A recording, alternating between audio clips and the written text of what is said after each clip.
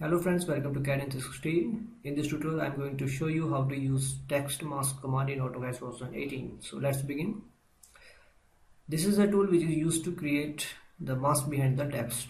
Okay, you can find this under the Express Tools, Text, and here it is TextMask. Click on this and activate that command, and you will get two options here: mask type and offset. Click on this mask type and you will get three options here. So the default method is wipeout. Click on this and then you have to select the text, then press enter to create a mask. Okay, so this is a wipeout mask behind the text. Again activate that command and then click on the mask type and then select the solid, then select the solid color, click on the OK, and next you have to select the text, press enter. So it will create a solid mask. Okay, if you want to change the size of this mask, then you have to activate that command and then click on the offset, and then you can change the value according to your requirement.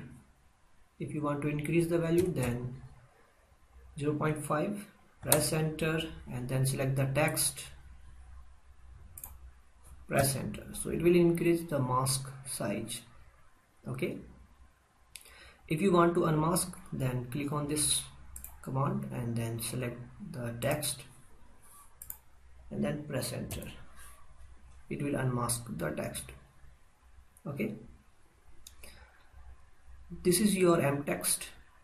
Double click on this and it will open your text editor. Select your text and then you can see here a mask option. Click on this and it will show you the background mask dialog box. You can use it for creating a mask. Check this checkbox. Here you can change the offset value, and if you want to check this, you can check this.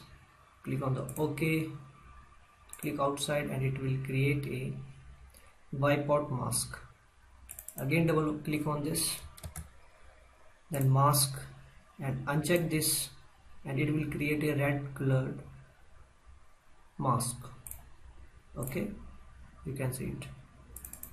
Double click on this and then select all the text. If you want to change the size, then specify the value 1.2, then OK, and it will decrease the size of the mask. Okay, again double click on this, select the text, mask, uncheck and then click on the OK to unmask the text. So this way you can use TextMask command to create a mask behind the text. Okay, that's all for this video. If you like this video, then please subscribe for more tutorials. Thank you.